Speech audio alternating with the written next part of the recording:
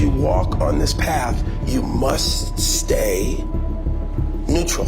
When people interpret what's going on with you or what you're being exposed to, you have to make sure that you know your intention and you have to be accountable for your own actions. They didn't use this angle, which to me makes me laugh, because I go, oh, I get it. You made it look the way you wanted it to look. But that, and if you hold it, you know how you hold it and it does the thing where, can you hear all the people? If you tap it or something, it's a live picture. Do you see what I mean? It's like, here we are just listening to music. We have to ask you, as far as Cuba getting involved in regards to the Diddy story, the cases, whatever's going on.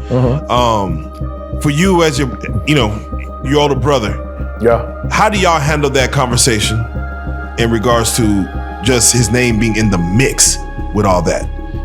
Do you talk to him about it, or is it more so? Y'all better buckle up, because the tea is piping hot, because Cuba Gooding Jr. is spilling some messy details about what allegedly went down at Diddy's infamous parties, and Jay-Z's name has now been thrown into the mix. This story is wild, layered, and leaves us wondering what really happened behind those closed doors. Let's break it all the way down, step by step, because the drama here is next level. Now, for years, rumors have surrounded Diddy's extravagant parties, lavish events with whispers of questionable activities lurking in the background. But earlier this year, those rumors escalated when Rodney Little Rod Jones, a music producer, filed a federal lawsuit against Diddy, accusing him of coercion, harassment, and even worse. The allegations weren't just shocking, though. They painted a deeply disturbing picture of what allegedly happened behind closed doors. The story took an even darker turn in March 2024, the same day federal authorities raided 2 of Diddy's properties as part of an ongoing ST investigation.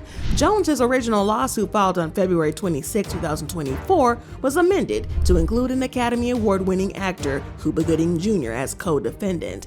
Jones alleges that during the chartered yacht trip between December 2022 and January 2023, Diddy introduced him to Gooding in the studio and encouraged the two to get to know each other.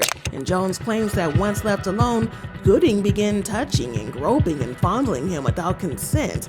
The alleged allegations and actions included touching Jones's legs, upper thighs near his groin, lower back near his buttocks, and shoulders. And that's as NBC is learning exclusively that the music producer accusing Diddy of sexual assault and harassment is also accusing actor Cuba Gooding Jr. His producer filed the original lawsuit last month. When Jones rejected these advances, Gooding allegedly continued, forcing Jones to forcibly push him away. The complaint even includes screenshots from a video that allegedly shows Gooding with his arm around Jones, adding a chilling visual element to the allegations. But that's not all. Jones alleges that Diddy wasn't just a bystander, he was actively grooming Jones to pass him off to powerful friends. And according to the lawsuit, Cuba Gooding Jr. was one of those friends. This isn't just about an isolated event either. Jones's complaint paints a larger picture of a manipulative environment created by Diddy, where individuals were coerced, exploited, and handed over to others in positions of power. Well, Jones also claims that during the same yacht trip, Diddy forced him into even more compromising situations, and these included soliciting workers for inappropriate acts, and many of which were non-consensual, and encountering spiked drinks. Now, he's saying Gooding groped and fondled him while they were on Combs' yacht. No comment from Gooding's reps yet. One of the most horrifying details, Jones alleges that he woke up disoriented and nude in a bed with Diddy and 2 others, believing he had been spiked. This claim adds a new level of scrutiny and severity to the lawsuit, highlighting the alleged lack of agency and safety Jones experienced. The amended lawsuit names not just Diddy and Cuba Gooding Jr. though, but also Combs' son Justin, Love Records, Motown Records, and Universal Music Group as defendants.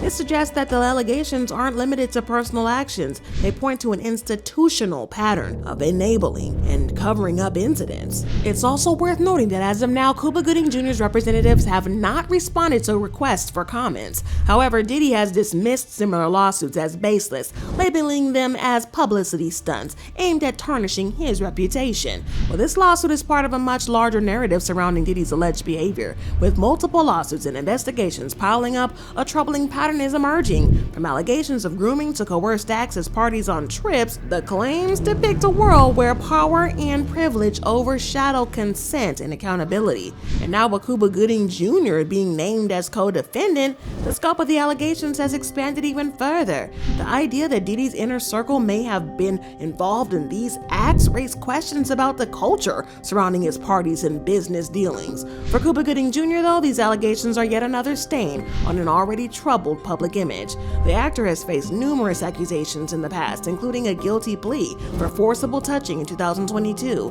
Adding these new allegations to the mix makes it harder for the public to separate his name from the controversies that follow him. To be clear, though, Cuba Gooding Jr. has denied the allegations made against him in Rodney Little Rod Jones' lawsuit. However, this inclusion as a co-defendant is no small matter. It adds a layer of seriousness to an already explosive situation. But here's the thing, though. This isn't Cuba's first brush with controversy. His history of allegations paints a troubling pattern that's hard to ignore, because way back in 2022, the actor pleaded guilty to forcible touching in a New York nightclub. The case involved 3 women accusing him of inappropriate behavior. The prosecutors revealed it didn't stop there. Over 30 women came forward with similar accusations of groping and unwanted advances, casting a long shadow over this once bright Hollywood career. Cuba Gooding Jr. has pleaded guilty to forcible touching after a years-long investigation. The Oscar award-winning actor accused of violating 3 different women at Manhattan night spots. He pleaded guilty to 1 count of touching a woman inappropriately at a nightclub in 2018.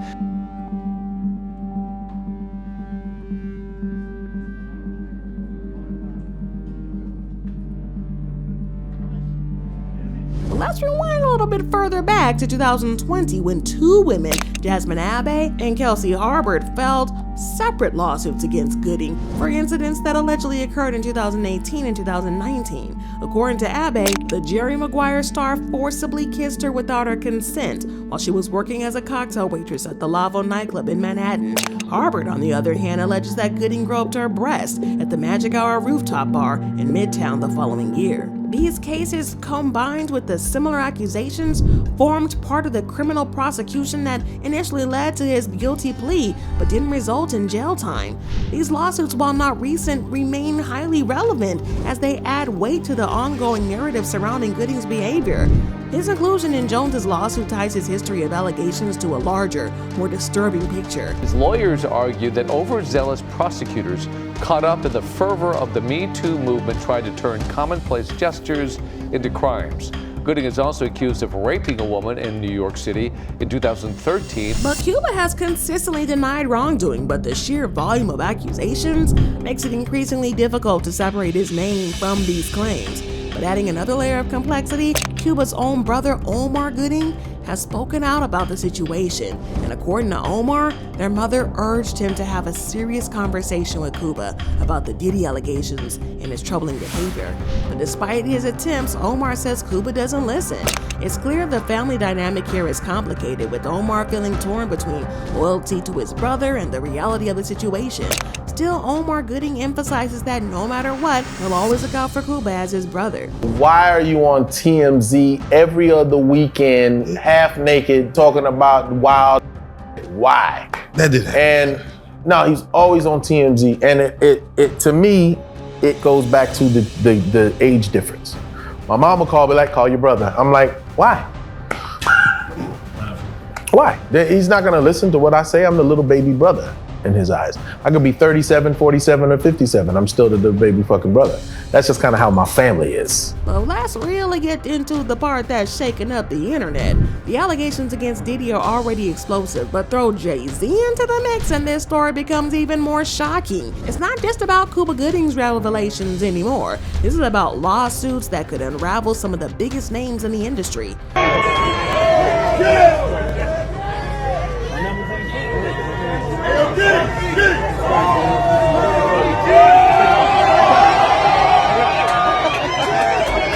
So here's where things start to heat up. A woman identified as Jane Doe filed a lawsuit alleging that both Jay-Z and Diddy essayed her when she was just 13 years old. This reportedly happened after an MTV Music Video Awards in 2000, and the details are absolutely horrifying. Jane Doe claims that she was spiked at one of Diddy's infamous after parties and then assaulted by both men. They aren't just wild rumors either. This is a formal lawsuit with serious implications. Both Jay-Z and Diddy have denied the allegations, of course, but the fact that their names are attached to such claims has people talking non-stop. A major ruling against both P. Diddy and Jay-Z, as a judge rules a rape accuser can remain anonymous, at least for now.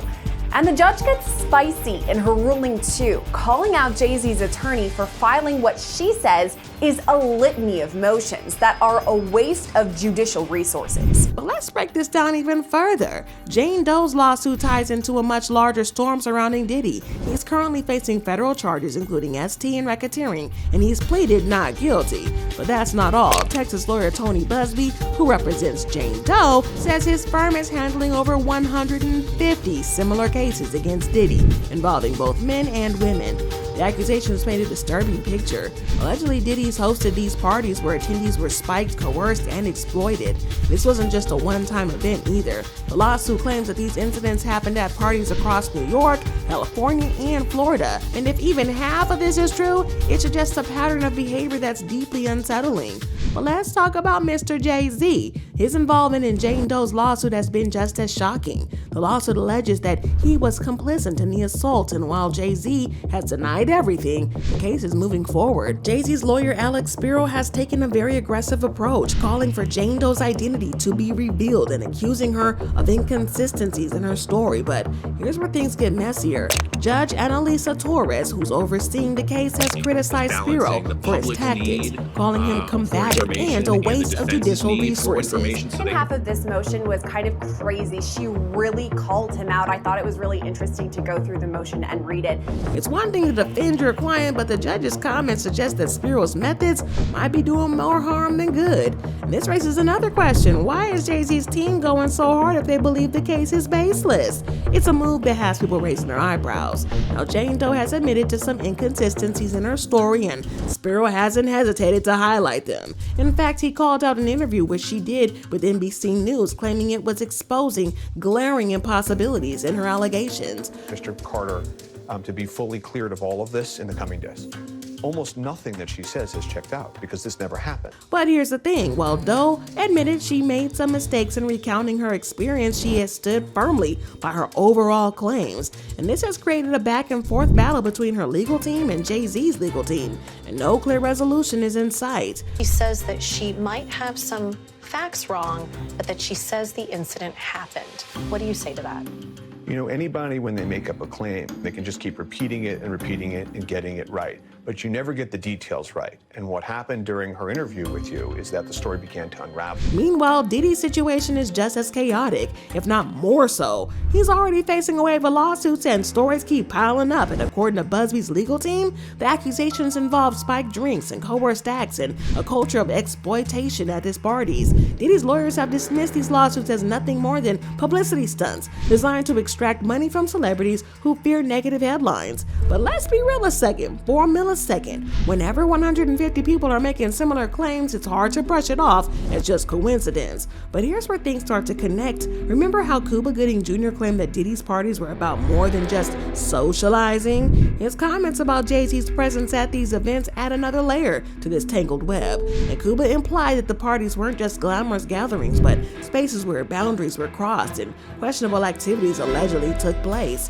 While he didn't give specific details about Jay-Z's involvement, his mention of the rap mogul has sparked a lot of speculation. It's starting to feel like these parties weren't just about excess and exclusivity. They may have been about the epicenter of much darker behavior. So we already know that Jay-Z and Diddy have been close for years, sharing stages, parties, and plenty of public moments. But that clip from 2007's Screamfest Music Festival, it's got people side-eyeing their relationship in a whole new way.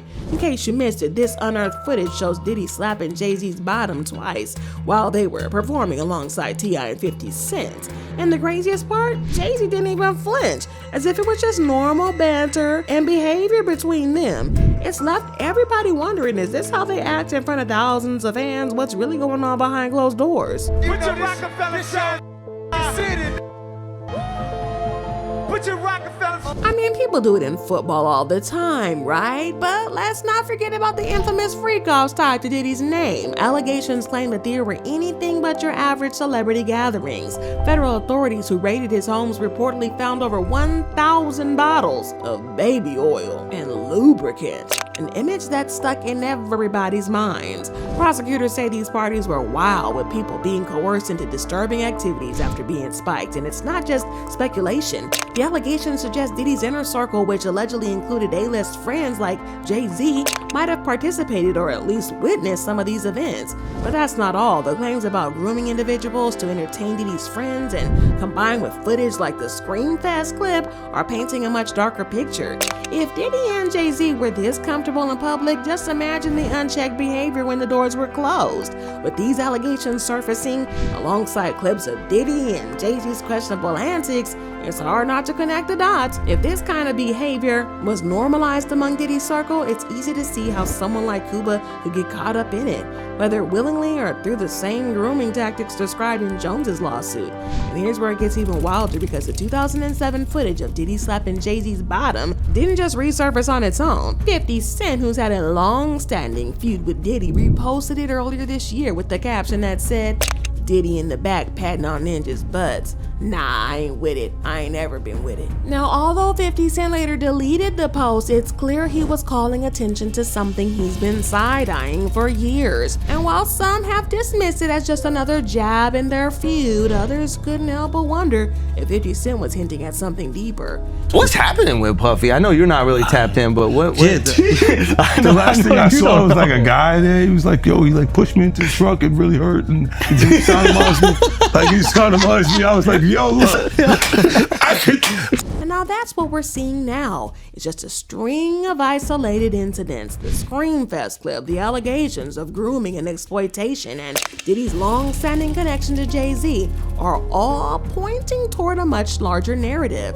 People are asking serious questions. Were these A-list stars complicit in Diddy's alleged behavior, or were they just bystanders? And if they knew what was happening, why didn't anybody speak out? But one thing's for sure and two things for certain: if Diddy and Jay-Z were this comfortable with odd behavior in public, it makes you wonder about their private interactions. Because these aren't just minor rumors. These are allegations that could shift the way that some of these biggest names in entertainment are seen. The entire situation has pulled back the curtain on some of the industries and entertainment world's most powerful figures, revealing a side of fame that's everything but glamorous. From the unsettling allegations against Diddy and his infamous parties to the Resurfaced clip showing his bizarre antics with Jay-Z, we're left wondering just how deep these connections and stories go. And Cuba Gooding Jr.'s involvement has only added another layer to the mess. And his past controversies make it harder to dismiss these claims outright. Whether it's Diddy's alleged grooming tactics, or Jay-Z's questionable proximity to the drama, or Cuba Gooding's own legal battles, there's no denying that this saga is casting a long shadow over Hollywood and the music world. But let's not forget, this is about more than just individuals named in these lawsuits. This is about the power dynamics in the entertainment industry, where wealth and influence often come with unchecked privileges. The allegations we're hearing now could be the very tip of the iceberg, and the deeper we dig, the more troubling the narrative becomes. But I got to know what you think about this. Do you believe Cuba's claims about Diddy and Jay-Z, or do you think he's trying to shift the focus from his own troubles? What about the resurfaced footage? Do you think that it's just harmless antics, or a sign of something more? Drop your thoughts and comments below and smash that like button, and don't forget to subscribe for more updates. And before you go, check out this next video on your end screen. It's packed with even more shocking revelations, and trust me, you don't want to miss it.